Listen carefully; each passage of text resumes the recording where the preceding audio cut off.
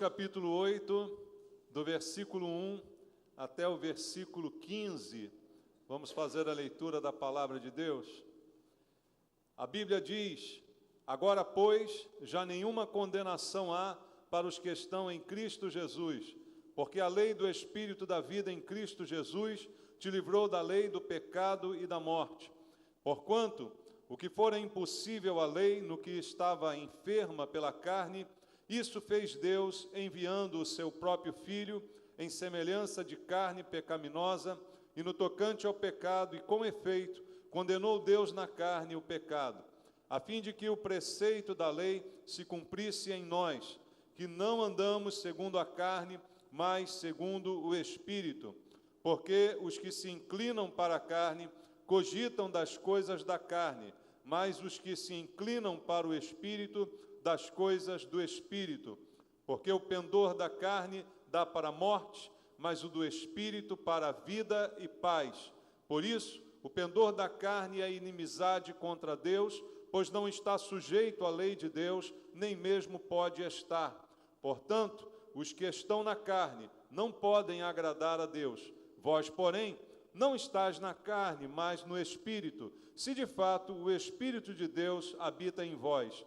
E se alguém não tem o Espírito de Cristo, esse tal não é dele. Se, porém, Cristo está em vós, o corpo, na verdade, está morto por causa do pecado, mas o Espírito é vida por causa da justiça. Se habita em vós o Espírito daquele que ressuscitou a Jesus dentre os mortos, esse mesmo que ressuscitou a Cristo dentre os mortos, vivificará também o vosso corpo mortal por meio do seu Espírito que em vós habita. Assim, pois, irmãos, somos devedores, não à carne, como se constrangidos a viver segundo a carne, porque se viverdes segundo a carne, caminhais para a morte. Mas se pelo Espírito mortificardes os feitos do corpo, certamente vivereis, pois todos os que são guiados pelo Espírito de Deus são filhos de Deus. Porque não recebestes o espírito de escravidão, para viverdes outra vez atemorizados, mas recebestes o espírito de adoção, baseado no qual clamamos, Abba, Pai. Amém. Meu Deus e Pai, eu te agradeço por estar diante da igreja, diante da Tua palavra. Estamos nós essa noite com o desejo de ouvir a Tua voz e a oportunidade que nos é concedida de fazermos isto neste lugar. E é o que mais nos importa agora, ouvir a voz do Senhor, não os homens com suas doutrinas e filosofias, mas a palavra que procede do Senhor, vinda do Teu Espírito para nos convencer da verdade. Fala conosco essa noite, é o que eu quero pedir, meu Pai, porque todos nós precisamos ouvir a Tua voz, que ela nos transforme, que ela mude o nosso entendimento e a nossa direção. Fala conosco, Senhor, eu te peço. Usa a minha vida como instrumento Teu, dá-me a unção do Teu Espírito nesse poder, para que eu possa ministrar a Tua palavra e ela chegue aos nossos corações, quebrando todas as barreiras. É o que eu te peço, em nome de Jesus. Amém. Graças a Deus. Podem sentar, irmãos.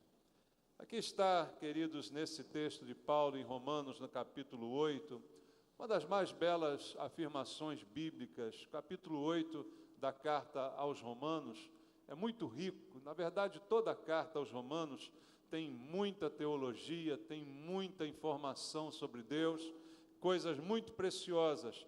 Mas nesse princípio do capítulo 8, o apóstolo Paulo diz coisas muito importantes a respeito de nós como cristãos, a respeito da nossa condição diante de Deus. E uma das maiores afirmações é feita logo no início, no primeiro versículo. Ele diz: agora, pois, já nenhuma condenação há para os que estão em Cristo Jesus. Nenhuma condenação há para aqueles que estão em Cristo. Isso é uma informação maravilhosa.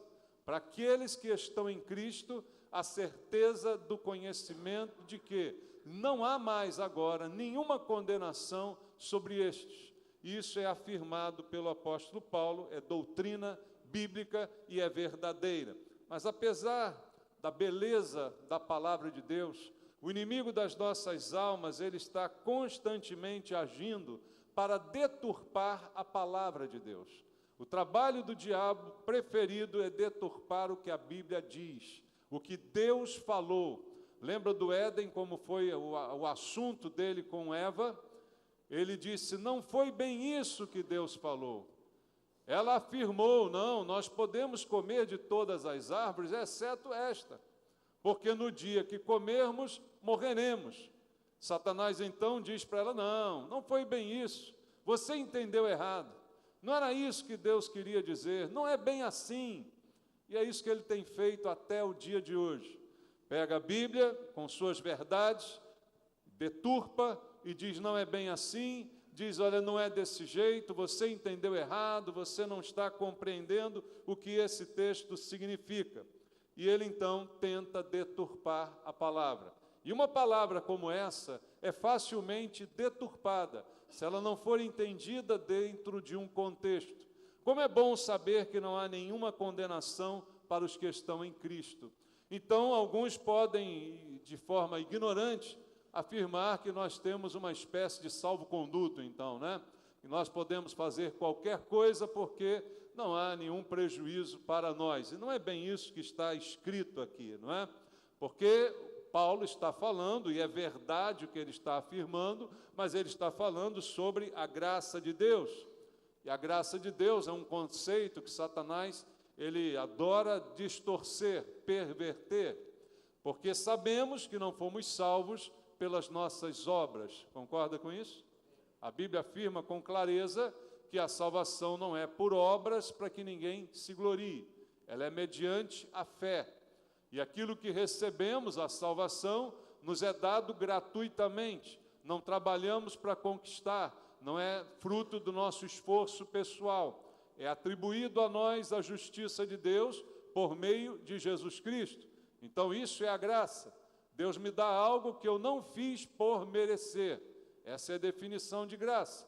Satanás tenta a todo momento destruir essa definição e esse conceito.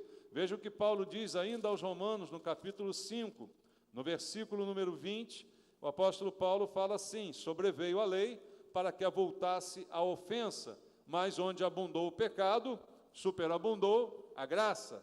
Uma boa palavra de Paulo também. Mais adiante, no capítulo 6, no versículo 2, olha o que ele diz, de modo nenhum, como viveremos ainda no pecado, nós, os que para ele morremos.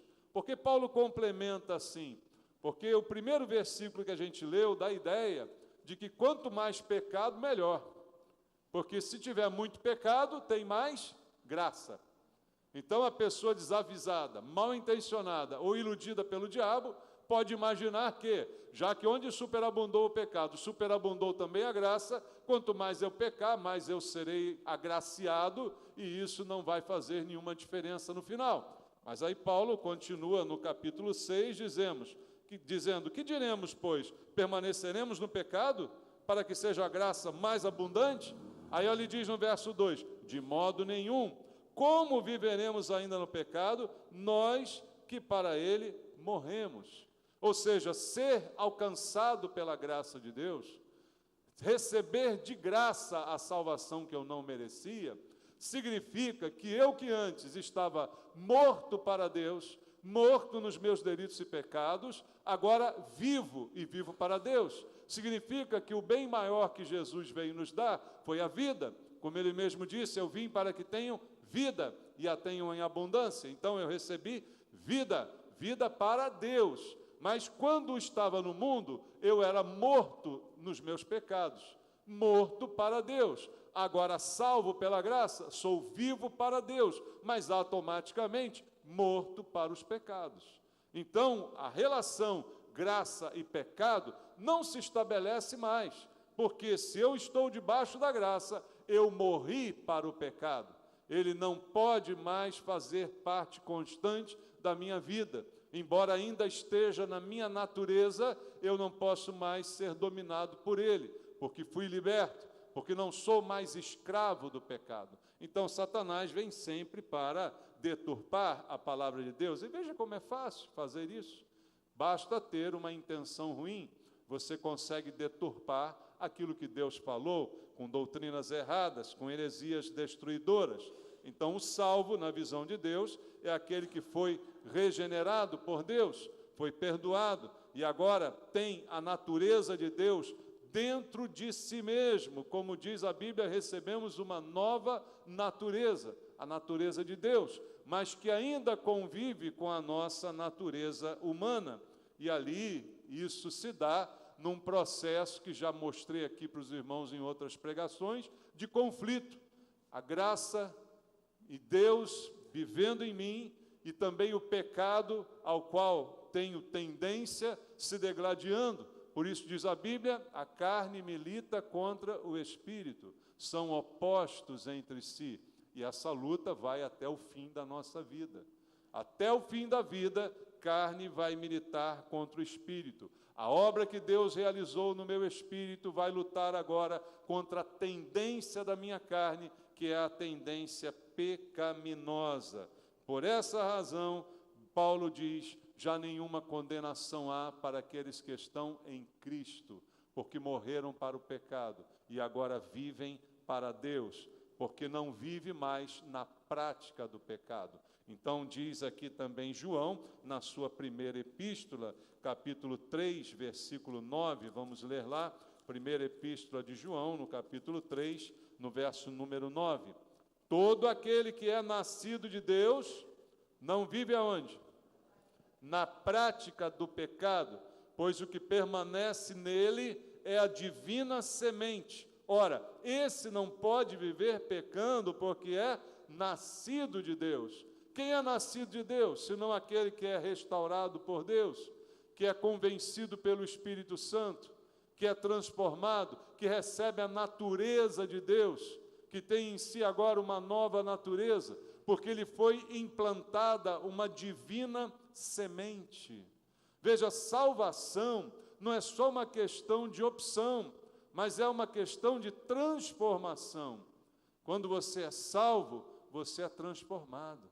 Você é tirado da morte para a vida, da escravidão para a liberdade, e Deus deposita em nós uma divina semente, que nos restaura a semelhança de Deus, que foi perdida lá no Éden. Deus criou o homem à sua imagem e semelhança, mas quando o homem pecou, essa semelhança foi rompida. E agora na salvação, convencidos pelo Espírito Santo, essa semente divina é implantada dentro de nós, para que então a gente não viva mais na prática do pecado.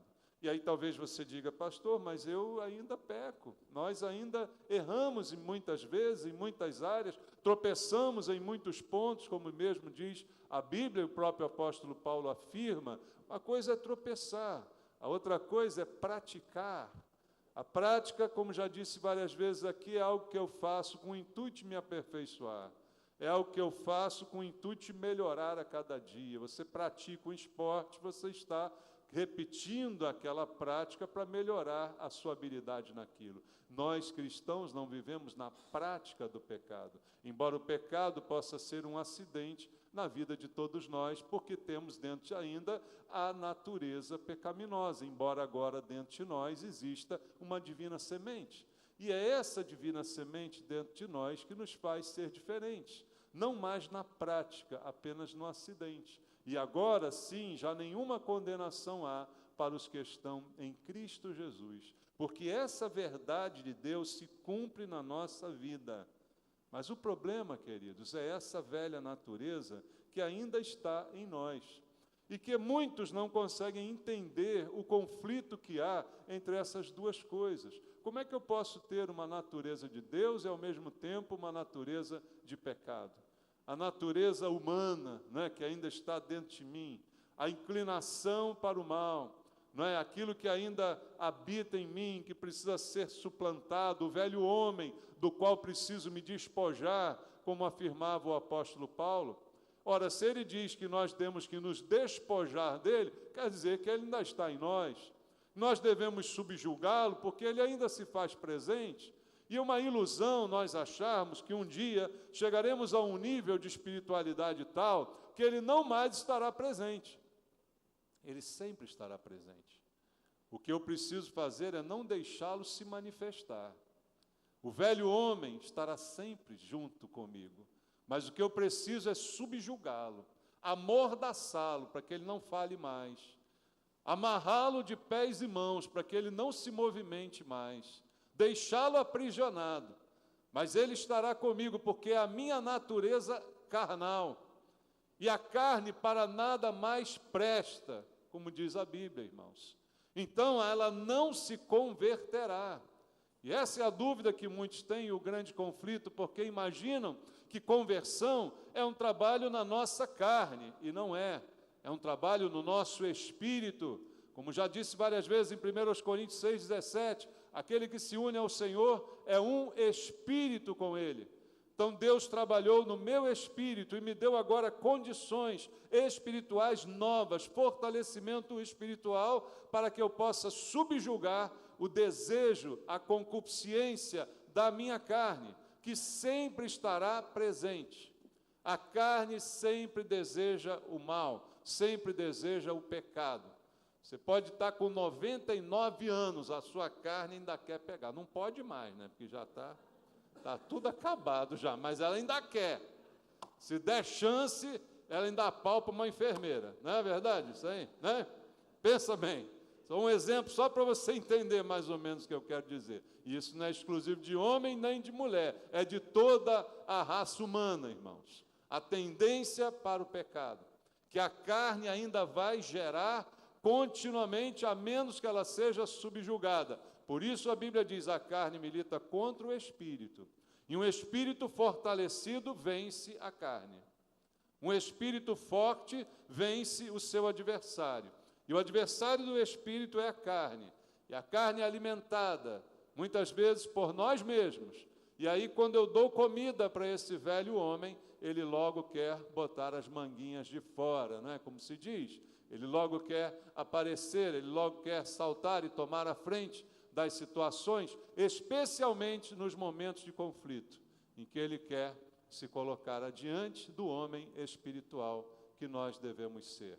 Então, amados, essa é uma realidade que não anula a graça de Deus, não anula aquilo que Deus fez, mas é uma realidade da qual nós só libertaremos quando morrermos. Quando você morre, o que a Bíblia fala? A tua carne volta ao pó e o teu espírito volta para Deus. Aí você se livrou da carne. Definitivamente, no caixão. Ela vira pó, ela apodrece, ela não vai para o céu. Quem vai para o céu é um corpo transformado, um corpo glorificado, entende? Nessa carne ninguém verá o Senhor, porque ela é pecaminosa. E ela tende ao pecado, e ela gosta de pecado, e até morrer, até enquanto tiver vida nela, ela vai ter essa tendência. Mas no dia da morte, aí sim você pode dizer que se livrou dela para sempre. Mas enquanto isso, essas naturezas vivem em conflito. E é o conflito diário ao qual todos nós somos submetidos, constantemente, diariamente, como foi dito. Todo dia é dia de guerra, do espírito contra a carne, da velha natureza contra a nova natureza em Cristo. E aí nós começamos a ler o texto em Romanos capítulo 8, não é isso? Versículo 1. Vamos chegar alguns versículos para trás e vamos ler Romanos 7, a partir do versículo 17, para você ver que tudo isso faz parte do mesmo assunto que Paulo está tratando aqui. Romanos 7, um pouquinho antes, a partir do versículo 18, ele diz: neste caso, quem faz isto já não sou eu, mas o pecado que habita em mim. Porque eu sei que em mim, isto é, na minha carne, não habita o quê? Bem nenhum, pois o querer o bem está em mim, não, porém, o efetuá-lo. Porque não faço o bem que prefiro, mas o mal que não quero, esse faço. Mas se eu faço o que não quero, já não sou eu quem o faz, e sim o pecado que habita em mim. Então, ao querer fazer o bem, encontro a lei de que o mal reside em mim, porque no tocante ao homem interior, tenho prazer na lei de Deus, mas vejo nos meus membros outra lei que guerreando contra a lei da minha mente, me faz prisioneiro da lei do pecado que está nos meus membros. Desventurado homem que sou, quem me livrará do corpo desta morte? Olha o conflito que Paulo descreve aqui. É exatamente esse conflito que nós enfrentamos diariamente. O conflito das duas naturezas que habitam continuamente em nós. A natureza de Deus e a natureza humana, carnal, que nascemos com ela. Elas se degladiam entre si. E o apóstolo Paulo, que você pode dizer um homem de Deus, um homem santo, um homem maravilhoso, só que ele não é diferente de nenhum de nós. Todos nós deveríamos ser apontados assim, um homem de Deus, um homem santo, uma mulher de Deus, uma mulher santa, maravilhosa. Deveria ser essa a nossa designação. Paulo não deve ser melhor do que a gente, mas ele enfrentava essa luta. Por que que eu vou ser diferente? Por que que conosco vai ser diferente? Será que a gente concorda que nós enfrentamos essa luta constantemente? Da mesma maneira, com o mesmo tipo de coisas e situações? Quero uma coisa, acabo fazendo outra. Sei que há prazer no meu homem interior, nas coisas de Deus, mas ao mesmo tempo há uma natureza que as despreza e que deseja coisas que não são de Deus. Isso é um conflito que vai sempre ser conhecido por nós e sempre estará agindo dentro de nós, essa velha natureza herdada, essa carne, que vem lá do pecado de Adão, o desejo pecaminoso, a inclinação para aquilo que é errado. Isso nasceu com a gente. Um dos grandes erros filosóficos do nosso tempo, que já é de antigo, né? Não é tão recente assim, é achar que as crianças nascem boas, né? Achar que todo mundo nasce inocente, achar que todo mundo é um produto do meio em que vive, como se todo mundo tivesse condenado a ser alguma coisa porque viveu determinadas situações. Isso você sabe pela prática, empiricamente, que isso não é verdade. Duas pessoas criadas na mesma favela, com as mesmas condições, sem pai, sem mãe, sem dinheiro, sem recurso, uma pode virar doutor e outra pode virar bandido. Isso não é determinístico, não é a situação que vai fazer a pessoa, não é a vida que vai fazê-la. Então, é uma decisão pessoal, assim como a salvação é um exercício da minha liberdade de escolha, de escolher o bem, de escolher a vida e não a morte. Então, amados, a ilusão de que todo mundo nasce bonzinho e que a sociedade, que o meio é que transforma, então nós somos historicamente culpados por um monte de escolhas dos outros, isso é o maior erro filosófico dos últimos tempos, queridos, porque todos nós temos a liberdade de escolher. E não vai ser o meio em que eu vivo, né, a maneira como fui criado, que vai determinar o que eu vou fazer ou vou deixar de fazer. Isso é um sentimento que simplesmente anula a culpa sobre a vida sobre as escolhas das pessoas. Elas são tidas por inocentes. É como temos vivido hoje na sociedade. A famosa afirmação de que o bandido é uma vítima da sociedade. No fundo, o culpado dele ser bandido é você que trabalha e compra as suas coisas direito. Entendeu? Esse é o pensamento, esse é o raciocínio. Mas, biblicamente, ele está completamente errado. Não importa onde eu nasci, não importa se o sol ou a lua sorriram para mim, mas eu tenho uma escolha. Ninguém é obrigado a nada, mas a minha natureza é para o pecado. Tenha eu nascido rico ou pobre, a minha natureza é para o pecado. Porque tanto o pobre que vira bandido, quanto o rico que não quer saber de Deus, o lugar de ambos é no inferno. Concorda comigo? O destino final de ambos é o mesmo lugar. A história de vida foi diferente, mas as escolhas levaram para o mesmo lugar. E a escolha, ela é livre e ela precisa ser exercida pelo homem. Então, essa carne, essa velha natureza, que faz com que eu tenha uma busca incessante de autossuficiência, de independência de Deus, ela dá em todo mundo, irmãos, porque ela está genericamente distribuída a todos os habitantes da terra, que nascem sob o pecado, e que aí se orientam pelo eu, se orientam pela própria vontade, ignoram as coisas de Deus. Todos nós vivemos isso. Você que está aqui essa noite talvez já tenha vivido a experiência de antigamente alguém falar de Jesus para você e você dizer, eu nunca vou entrar numa igreja, Já passou por isso alguém aqui? Eu jamais vou lá entrar numa igreja. Que negócio de igreja nada. Esse é tudo safado, pastor ladrão. Já falou assim? Agora está aqui você me ouvindo. Aí, como é que mudou, né? As coisas, como é que elas mudaram? Por quê? Foi uma escolha. Foi uma escolha, uma determinação sua. Mas essa natureza, ela está dentro de você, te levando para o mal. E mesmo depois da conversão, como eu disse a você, ela não é anulada. Ela precisará ser, por mim, despojada. Mas não por Deus. Deus mudou o meu espírito. Mas agora quem combate a minha carne sou eu, com a ajuda do Espírito de Deus. Mas quem luta essa luta sou eu. E eu não posso ignorá-la. Então, a doutrina errada é aquela que diz que você foi salvo e que, juntamente com a salvação, Deus te deu o livramento de toda e qualquer tendência pecaminosa. Você agora é uma pessoa diferente, você não pensa mais em pecado, você não deseja mais coisa ruim. Isso não existe, irmãos. Isso não existe. As tentações, os desejos, os pensamentos sempre vão permear a nossa mente. Cabe a nós dominá-lo. Deus já disse isso para Caim lá atrás. O seu desejo será contra ti. Cabe a você dominá-lo. Não disse isso? Deus não falou assim, se converta a mim que eu te ajudo a dominar isso aí. Não. Deus falou, olha, o desejo vai ser sempre contra você, mas cabe a você dominá-lo. Não passe para outro a responsabilidade que é sua, dominar os seus próprios desejos.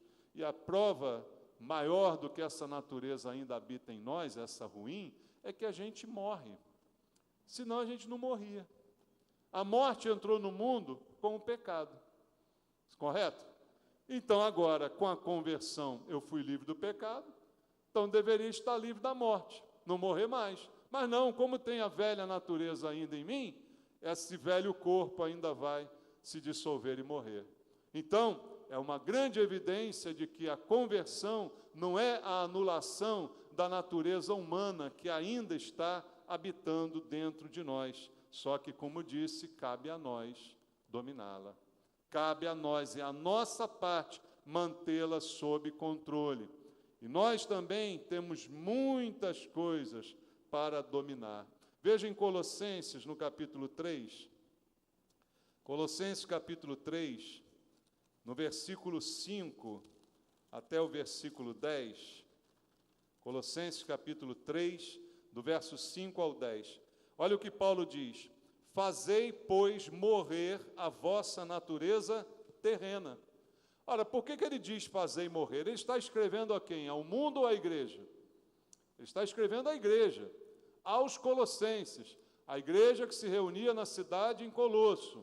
Então ele está dizendo, olha, igreja, façam agora morrer essa velha natureza, essa natureza terrena. E aí ele explica o que é isso.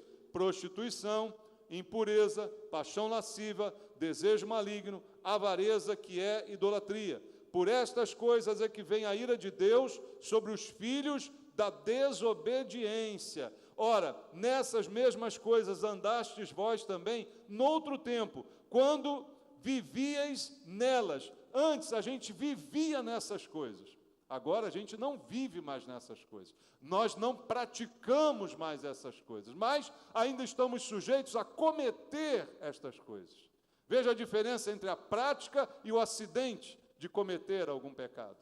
Então nós antigamente vivíamos nisto. Aí ele diz, agora que vocês se converteram, façam isso morrer na vida de vocês. Morrer simbolicamente, porque sempre vai estar lá, sempre estará latente. Mas eu preciso subjugar essa natureza terrena. E ela é composta dessas coisas que nós conhecemos bem. A prostituição, a impureza, a paixão lascívia, desejo maligno, avareza, idolatria, todas essas coisas. Agora, porém, despojai-vos igualmente de tudo isto. Ele acrescenta mais uma lista. Ira, indignação, maldade, maledicência, linguagem obscena do vosso falar. não mintais uns aos outros, uma vez que vos despistes do velho homem com seus feitos, e vos revestistes do novo homem que se refaz para o pleno conhecimento, segundo a imagem daquele que o criou. Presta atenção, então, no que ele está dizendo. Há um retrato aqui. Eu fui revestido com um novo homem, mas esse velho homem, essa velha natureza, ainda está lá, pronta para se manifestar. Ao menor cochilo meu, ela vai brotar, porque eu antes vivia dessa forma. Eu vivia todos esses conceitos, a prostituição, os desejos malignos, as paixões, a avareza, e ele continua dizendo aqui, a ira, a indignação, maldade, fofoca, palavrão, tudo isso, mentira. Agora eu preciso fazer com que isto não faça mais parte da minha vida, porque eu tenho uma nova vida em Cristo. Eu recebi uma nova natureza, mas essa ainda está lá, ela não foi cirurgicamente retirada, mas ela precisa ser abafada. Quanto mais o novo homem assumir o controle, menos o velho homem vai conseguir alguma coisa. Quanto mais o espírito estiver fortalecido, menos a carne vai fazer alguma gracinha, porque todas estas coisas são obras da carne. E aí a gente chega diante dessa circunstância. Precisamos dominar. Como disse Deus a Caim, cabe a você dominar esse desejo. Essas coisas chegam para nós como desejos. Essas coisas chegam para nós como pensamentos. E agora, não adianta ficar orando. O que temos que fazer é dominar.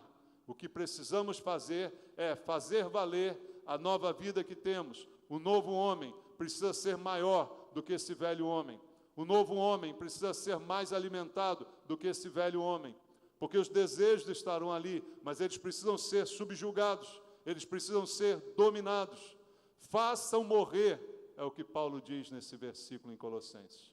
Eu preciso fazer morrer isso.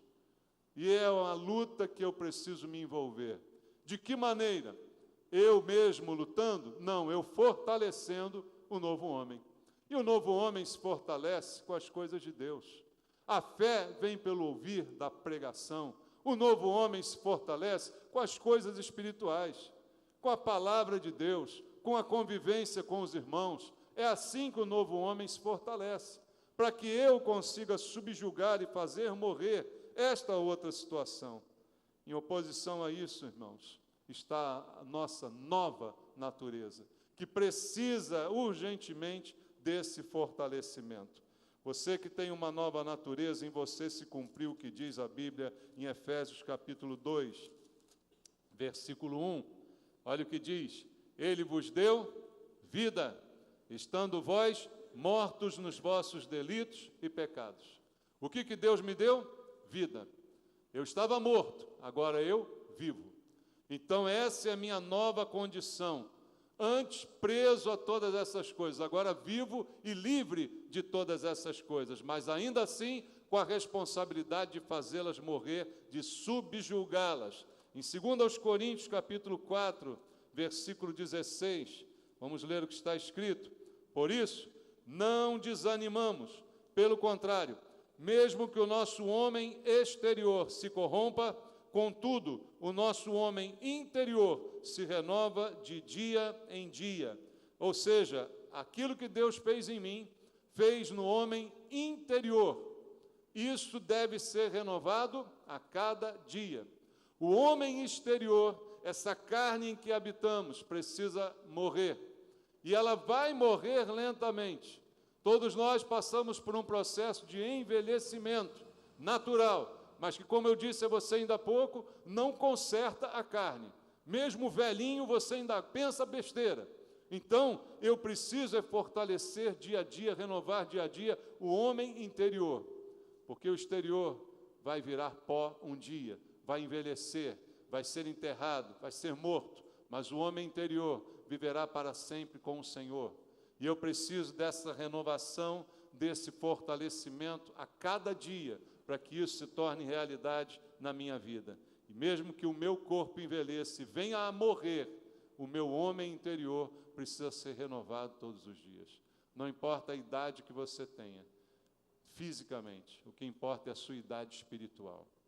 O que importa é o seu vigor espiritual. Talvez o corpo já não tenha mais vigor, mas no espírito você está firme. Isso é possível em Deus. E esse é o alvo que nós temos que buscar para a nossa vida cristã. Então, amados, resumindo, estabelecido esse conflito, como é que a gente vai lidar com ele? Veja, como eu disse a você, as armas são espirituais, porque o problema é espiritual. E essas armas espirituais, Deus já nos deu. Voltando ao texto lá em Romanos, texto que a gente leu no início, Romanos capítulo 8, olha como Paulo continua falando dessa verdade, a partir do princípio de que nenhuma condenação há para os que estão em Cristo Jesus. No versículo 2, ele diz assim: porque a lei do Espírito da vida em Cristo Jesus te livrou da lei do pecado e da morte. Veja, por que não há mais condenação? Porque Deus já fez isso. Essa lei do Espírito da vida te livrou da lei do pecado e da morte. As armas espirituais eu já tenho. O Espírito da vida é o Espírito Santo. Nós somos templo do Espírito Santo. Se Ele está em nós, nós temos vida. Por que temos vida? Porque não estamos mais mortos em delitos e pecados. Porque agora temos dentro de nós a vida de Deus, o Espírito Santo de Deus. O Espírito da vida está em nós, se opondo ao espírito da morte, se opondo a tudo isso que quer me levar para o buraco, a tudo isso que quer acabar comigo, tudo isso que quer me anular espiritualmente. E Deus está dizendo: eu tenho o Espírito da vida. Deus colocou em mim esse Espírito. Veja o versículo 4 em diante, o que Paulo continua dizendo no mesmo texto: a fim de que o preceito da lei se cumprisse em nós, que não andamos segundo a carne, mas segundo o Espírito. Porque os que se inclinam para a carne cogitam das coisas da carne, mas os que se inclinam para o Espírito, das coisas do Espírito. Porque o pendor da carne dá para a morte, mas o do Espírito dá para a vida e paz. Tudo está centrado no Espírito Santo, agindo em mim, no meu espírito, pendendo a balança para o lado espiritual. Como eu disse, você convive com duas naturezas. Para onde está o pendor da sua balança? Para onde está o equilíbrio dos pratos dessa balança? Você está mais inclinado para a sua vida carnal ou para a sua vida espiritual? Isso vai depender, disto vai depender a sua vida, o seu futuro nesse mundo, as alegrias ou as tristezas que vão te acompanhar. Para onde se inclina a sua vida? A parte de Deus Ele fez nos dar o Espírito Santo. Com o peso do Espírito Santo, peso da glória, como cantamos hoje, com o peso do Espírito Santo, não há como essa balança pender para o outro lado. A não ser que eu não dê espaço para o Espírito Santo nesse prato. A não ser que eu não dê a Ele o devido lugar. Aí a balança não vai pender para o lado espiritual.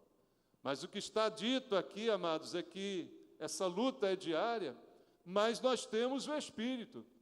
E o pendor da carne dá para a morte, mas o pendor do Espírito dá para a vida e paz. O que eu quero? Morte ou vida e paz? Deus me deu vida, Jesus me deu vida, meus pecados foram perdoados. Por que agora eu vou escolher a morte?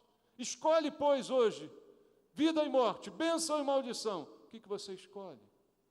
É uma escolha. Eu escolho a vida, eu escolho a paz.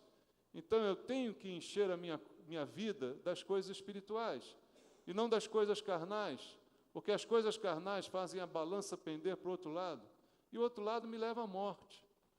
O outro lado me leva à destruição, me leva à perda, me leva ao prejuízo.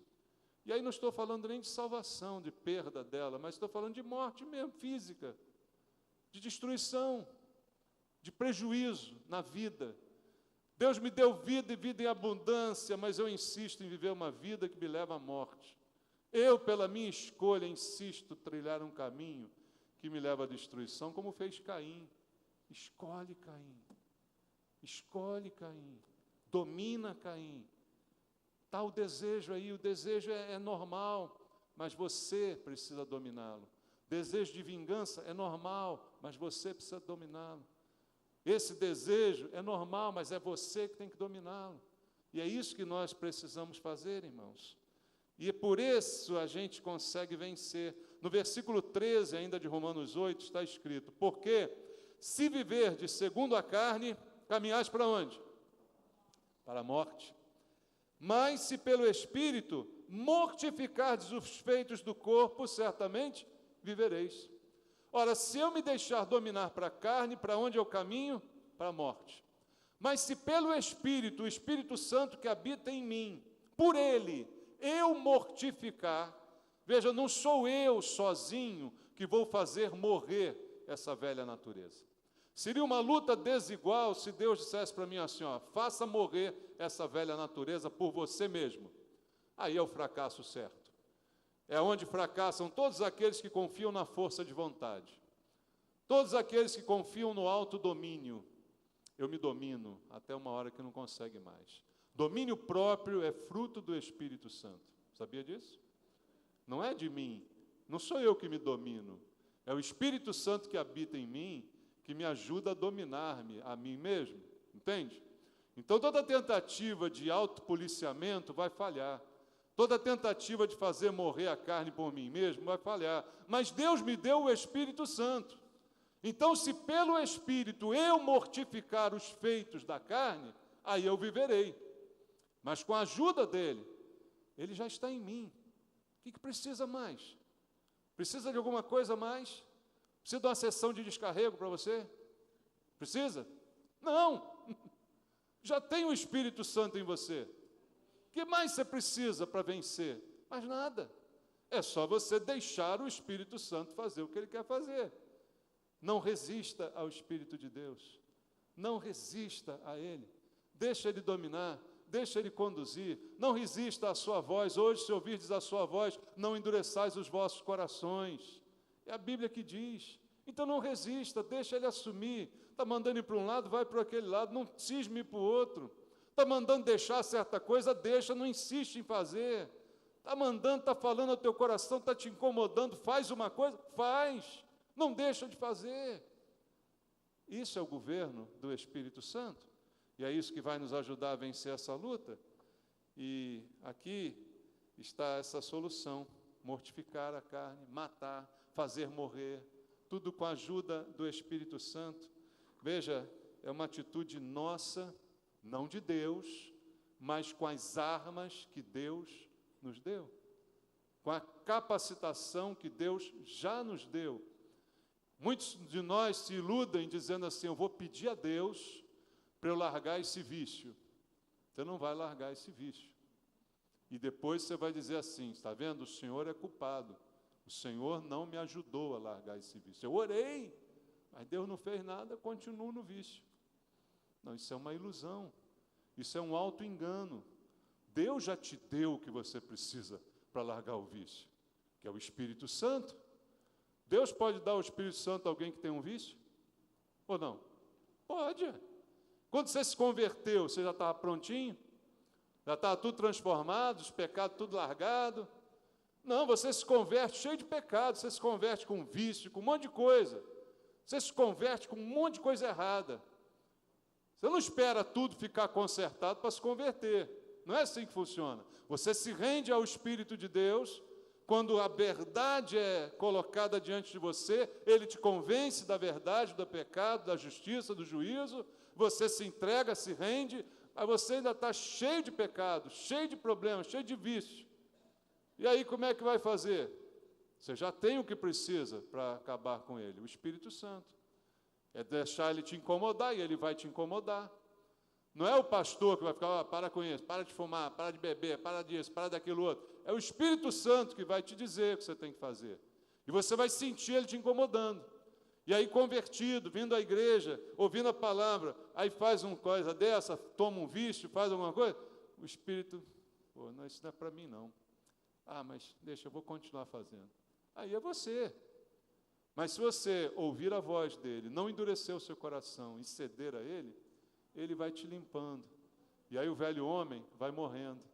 Aí, ó, essa tendência do pecado vai ficando subjugada. Está lá ainda. Está lá ainda. Por isso a vigilância é constante. Ninguém brinque com o pecado. Por isso que uma pessoa que é liberta do álcool, é liberta de droga, é liberta de sei o quê, ela tem que fugir disso para o resto da vida. Não é, eu era alcoólatra, frequentei o Alcoólatras Anônimos, ou então fui para a igreja, me converti, Deus me libertou do álcool, agora eu posso dar uma provadinha. Não pode. Não pode, porque a natureza está lá ainda. E ela está só esperando uma brechinha para botar as manguinhas de fora. Então é algo com o qual você vai lidar para o resto da vida, mas com a ajuda do Espírito Santo. Não com a sua força de vontade. Se for com a sua força de vontade, você está condenado ao fracasso. Mas com a ajuda do Espírito, você está destinado ao sucesso. Entende isso? E é assim que tem que ser feito. E é assim que vai dar certo.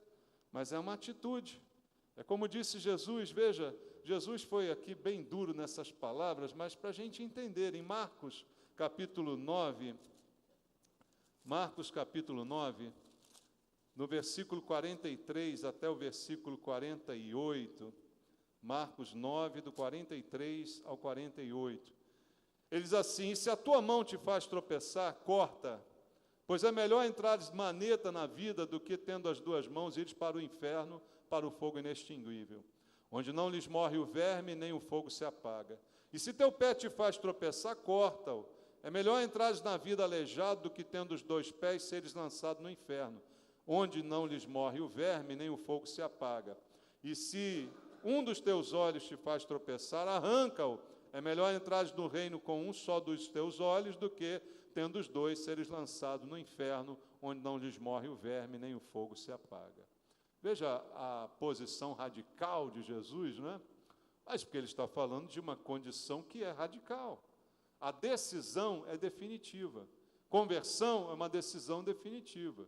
E quando eu vou lutar contra um problema com as armas que Deus me deu, a decisão sempre será minha. Deus nunca vai me dominar e agir por mim. O Espírito Santo não é como um espírito maligno, que domina, incorpora numa pessoa e obriga ela a fazer o que ele quer. Não. O Espírito Santo sempre vai soprar, mas quem vai decidir se vou fazer ou não, sou eu. Então a decisão de Jesus é bem simples, de dizer, você tem pé, mas o pé é o culpado, corta. É a mão a culpada, corta. É o olho o culpado, corta. Daqui a pouco vai ter irmão se arrastando por aí, mas tudo bem. Né? Vai cortando, mas é o que Jesus está dizendo. Porque é radical o negócio. É uma determinação. É uma coisa que precisa ser feita com a ajuda do Espírito de Deus. Mas existe a solução. Não é um problema insolúvel. A vida contra o pecado é uma coisa insolúvel, eu já me conformei, que eu vou pecar mesmo e tal. Não, não é assim. Certo, eu estou de que até o fim da vida vou lutar contra isso. Mas não que vou perder disso. Entende isso? Não que vou perder. Eu luto para ganhar. Você luta para perder? Você entra no jogo para perder ou para ganhar? É para ganhar. Então a gente tem que usar as armas certas para a gente ganhar. E a gente não pode ficar se inclinando para um lado e para o outro. Nossa vida não pode ser essa gangorra. É uma balança, mas não pode ser uma gangorra. Gangorra vai para lá e vai para cá. Não, a gente tem que pender para o lado do Espírito. E aí esse pendor fica lá. E não toda hora, como gangorra, ir para um lado e para o outro. Não dá para ser assim. A vida do cristão tem que ser uma vida de progresso. E o campo de batalha, irmãos, é o nosso corpo. Leia aí comigo 1 Coríntios, capítulo 6. Como eu citei para você, 1 Coríntios, capítulo 6, versículo 17 até o versículo 20.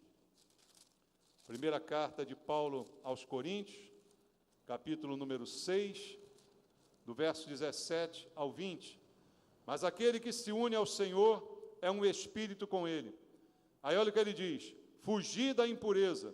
Qualquer outro pecado que uma pessoa cometer é fora do corpo, mas aquele que pratica a imoralidade peca contra o próprio corpo. Acaso não sabeis que o vosso corpo é santuário do Espírito Santo, que está em vós, o qual tendes da parte de Deus, e que não sois de vós mesmos, porque fostes comprados por preço? Agora, pois, glorificai a Deus no vosso corpo Veja, embora a carne tenda ao pecado, eu posso usá-la para a glória de Deus. Olha só que coisa tremenda. A carne não serve para nada. Sim, eu tenho que subjugá-la, mas ela pode servir para a glória de Deus. Depende do uso que eu dou a ela. Dependendo do uso, algo pode se tornar para a glória de Deus. E o que ele diz aqui? Fuja da impureza. Você não sabe que o seu corpo é santuário do Espírito Santo? Você não sabe que nesse corpo o Espírito Santo habita? E você o tem da parte de Deus? E que você não é de você mesmo? Essa aqui é para a gente pensar. Eu não sou de mim mesmo. É para as feministas pensarem, meu corpo, minhas regras, uma ova. Seu corpo, regras de Deus. Foi Ele que fez e Ele que te deu, tá bom? Então, feminista, vá para o inferno. Meu corpo, minhas regras, nada. Seu corpo, regras de Deus. Você não é de você mesmo. O corpo que você tem foi Deus que te deu. Acabou. Só que eles não acreditam em Deus, então continuam achando que são as regras deles. Gálatas capítulo 5, versículo 24. Veja comigo o que diz a Bíblia, Gálatas 5, 24. Diz assim: e os que são de Cristo Jesus fazem o quê? Crucificam a carne. E o que tem com a carne? Suas paixões e desejos, concupiscências. Os que são de Cristo crucificam a carne. As paixões, os desejos estão nela e precisam ser crucificados. Se eu sou de Cristo, com a ajuda do Espírito Santo, eu vou me deixar crucificar com Ele. É assim que Paulo vivia e é isso que ele fazia. Então a solução final, e que resume tudo isso, é deixar o Espírito Santo produzir na nossa vida o fruto que só Ele pode dar. Ainda em Gálatas 5, no versículo 22 e 23 está escrito: mas o fruto do Espírito é, olha o que decorre do Espírito dentro de você: amor, alegria, paz, longanimidade, que quer dizer paciência, benignidade, bondade, fidelidade, mansidão, domínio próprio. Contra estas coisas não há lei.